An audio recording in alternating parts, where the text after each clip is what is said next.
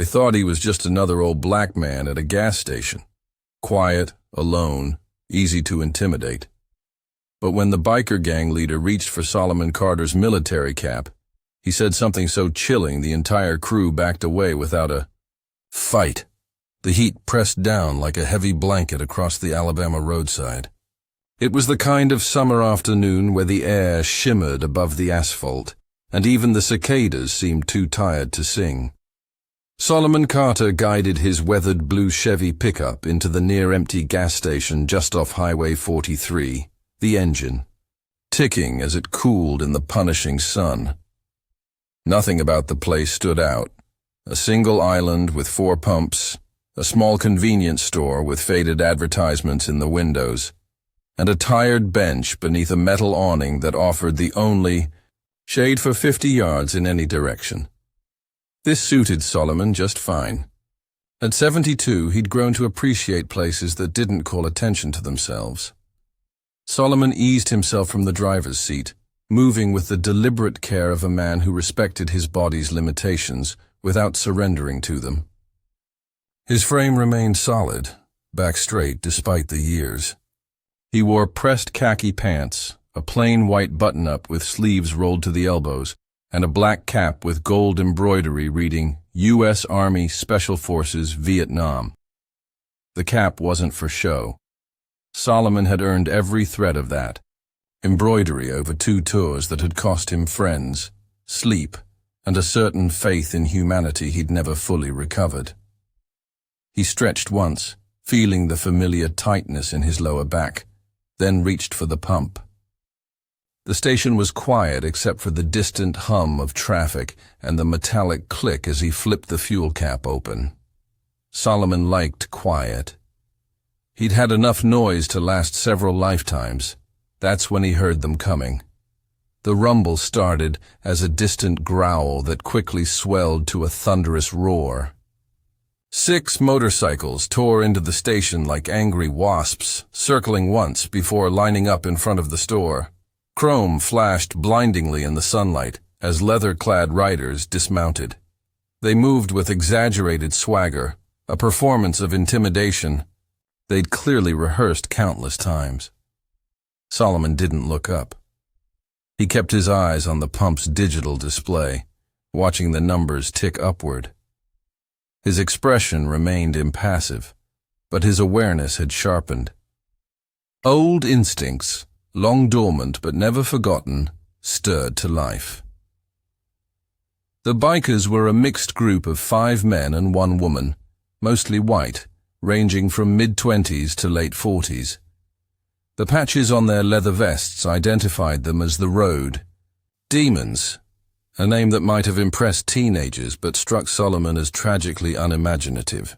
Their leader, a barrel-chested man with a graying beard and arms covered in fading tattoos, stood a head taller than the others.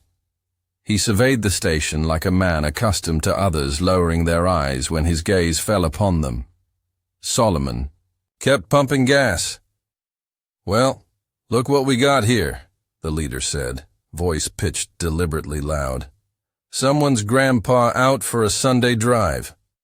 A chorus of performative laughter followed. Solomon remained focused on his task, watching the numbers. Climbed past $20. Inside the store, a young cashier peered nervously through the blinds. "Hey, old-timer," called a younger biker with a patchy beard and too many rings. "You deaf or something? Ajax is talking to you." Solomon replaced the pump, screwed his gas cap back on, and turned toward his truck door. The movement was unhurried, methodical. He had lived long enough to know that genuine power never rushed. The leader, Ajax apparently, stepped forward, blocking Solomon's path to the driver's side door. Up close, his breath carried the sour smell of cigarettes and cheap beer. "You know, it's considered disrespectful to ignore people when they're speaking to you," Ajax said, moving closer than necessary. "Especially in our territory." Solomon looked. At him then, really looked at him for the first time. His gaze wasn't angry or frightened. It was assessing the way a carpenter might study a piece of wood to determine its strength before working with it. "I wasn't aware highways had owners," Solomon said, his voice low and even. "Must have missed that in the state constitution." The younger biker with the rings snickered, then quickly fell silent under Ajax's glare. The leader turned back to Solomon, eyes narrowing. "Smart mouth for an old man. How do they raise them where you're from?" Solomon didn't respond to the bait. "I've pumped my gas. Now I'd like to leave." "Oh, you'd like to leave?" Ajax mocked, glancing back at his crew for approval. "Well, that changes everything, except maybe you need to pay a toll first." He placed one meaty hand against the truck's door, leaning into Solomon's space. "What do you think would be fair, boys?" The woman, hair shaved on one side and wearing more studs in her face than Solomon had in his entire house, stepped forward. "His hat. I want the old man's hat." Ajax grinned. "Good call, Razor." He turned back to Solomon. "Hand over the cap, Pops. Consider it a donation to the Road Demons Community Fund." Something shifted in Solomon's expression then, so subtle it was barely perceptible. Not fear, not anger, just a slight tightening around the eyes, as if he'd finally accepted an unpleasant task he'd been hoping to avoid. "This isn't the kind of hat you take from a man," Solomon said quietly. Ajax's grin widened. "Sounds like someone needs a lesson in how things work out here." He reached for the cap. Solomon's hand moved, not to stop Ajax, but to remove the cap himself. The gesture was so unexpected that Ajax paused. Solomon held the cap carefully, running one thumb over the embroidery. "You see this gold star here?" Solomon asked, his voice taking on a different quality now, like still water that runs deeper than you expect. "That's a Distinguished Service Cross. Second highest honor the Army can give. I didn't earn it by being afraid of men like you." The younger biker stepped closer, acting braver than he felt. "We supposed to be impressed? That was what, 50 years ago? You're just an old man now." Solomon replaced the cap carefully on his head, adjusting it with precision. Age doesn't erase what a man knows, just changes how often he needs to use it. Ajax snorted. "Philosophical, too. Regular old black Socrates out here." He shoved Solomon's shoulder, not hard enough to knock him down, but enough to make him step back. "I'm not asking anymore. The hat. Now." Solomon stood his ground, fixing Ajax with a steady gaze that seemed to look through him rather than at him. When he spoke, his voice remained calm, conversational almost, which somehow made his words land with greater weight. "In 1970, I was pinned down in a village outside Khe-Sanh. Viet Cong had us surrounded for 3 days. No sleep, little water, just waiting for the end. Second night, they sent in an infiltrator. Young boy couldn't have been more than 16. Solomon paused, his eyes never leaving Ajax's face. "He got within 10 feet of me before I knew he was there. I still remember the look in his eyes when he realized he'd made a mistake." The station had gone completely quiet. Even the woman Razor had stopped fidgeting with her lighter. "You know." "What scares me now?" Solomon continued. "Nothing. Not pain, not dying. Certainly not 6 weekend warriors who need matching outfits to feel important." Ajax's face flushed red. "You think I won't knock you on your ass just because you're old?" Solomon didn't blink.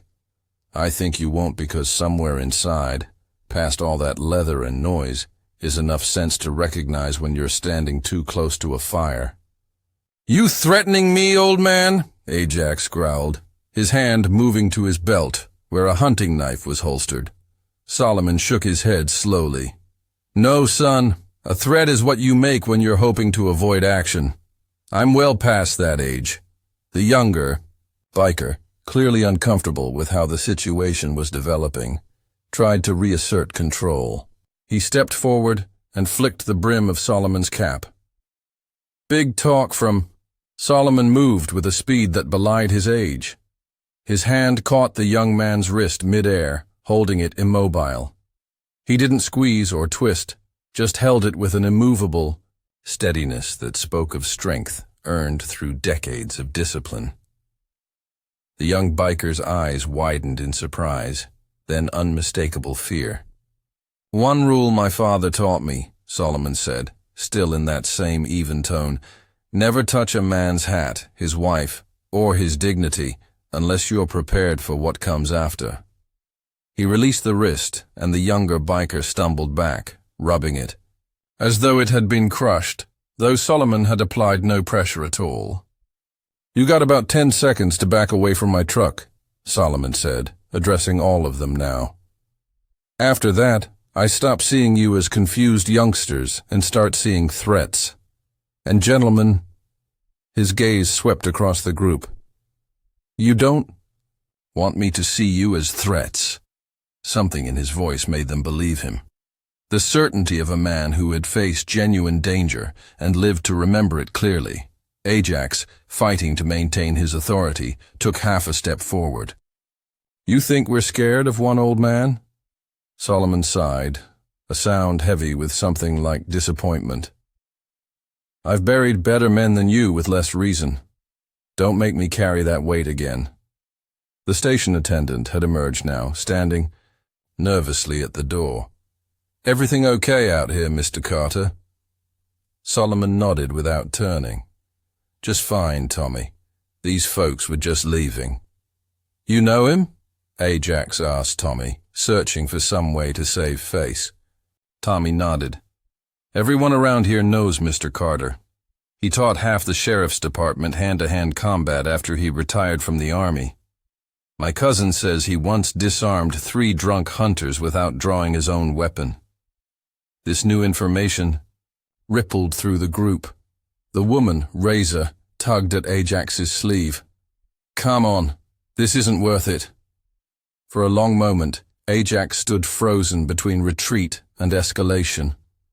Solomon waited, patient as stone. Finally, Ajax took a step back. "We got places to be anyway," he muttered, the excuse hollow even to his own ears.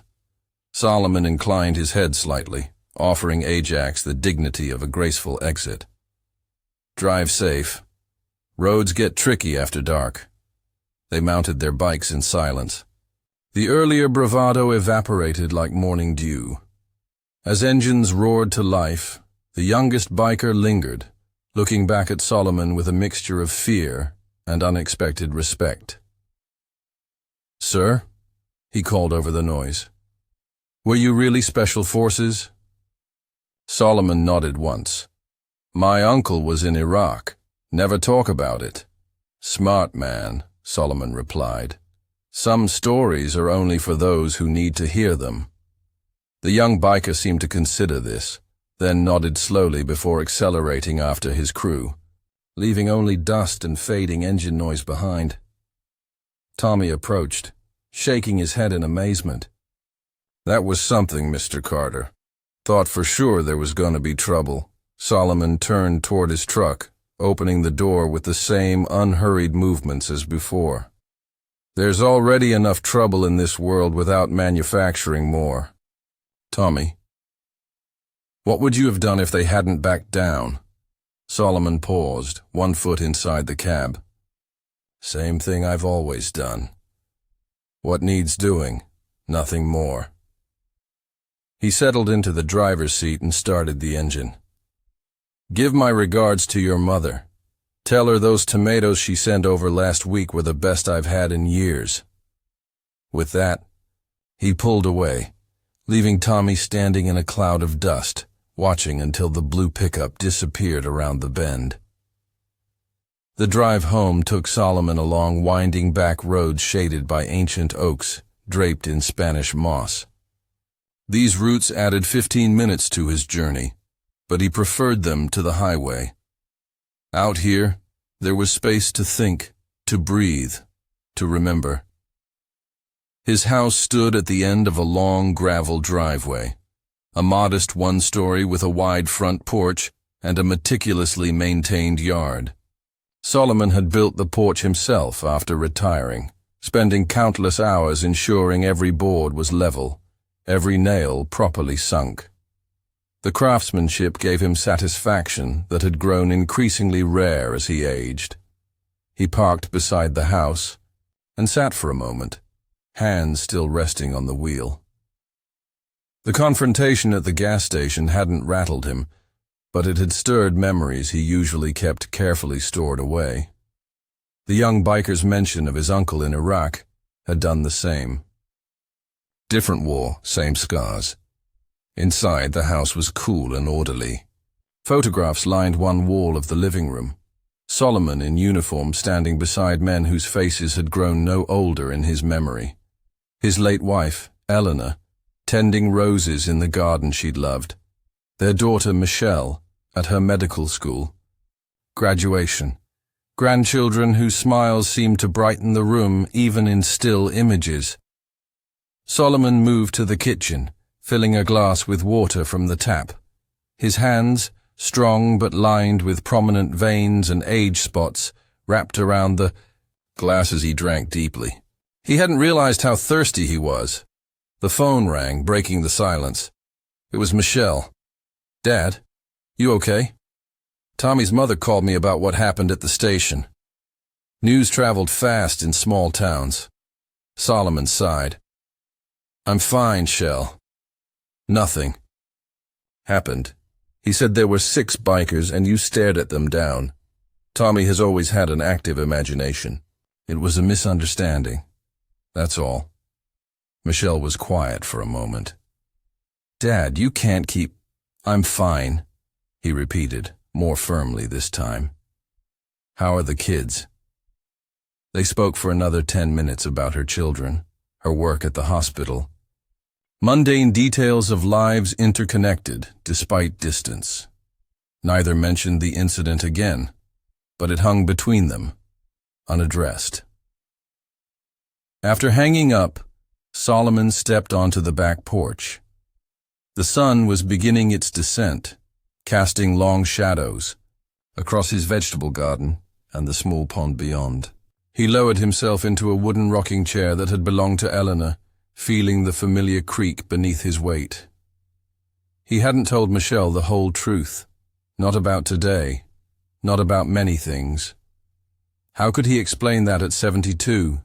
He sometimes still woke up reaching for a weapon that hadn't been beside his bed in decades. How could he make her understand that the quiet, gentle father she knew lived alongside another man? One forged in distant jungles and desert mountains. One who noticed too much, who never fully relaxed, who calculated exits and angles of sight without conscious thought. Solomon rocked slowly, watching a pair of cardinals flutter around the bird feeder he'd filled that morning.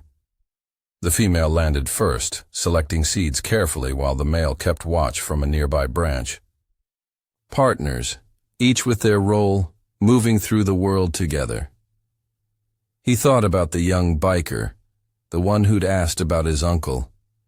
There had been something there, past the bravado and poor choices. A recognition, perhaps. The beginning of understanding that strength and intimidation were different currencies, spent in different economies. From inside the house, Solomon heard the distinctive ping of a text message. It would be Michelle again, checking on him. He smiled slightly. In some ways the roles had reversed. She worried about him now with the same vigilance he'd once directed toward her. As darkness fell, Solomon remained on the porch, listening to the night sounds of frogs and distant owls. He was not afraid of the bikers returning.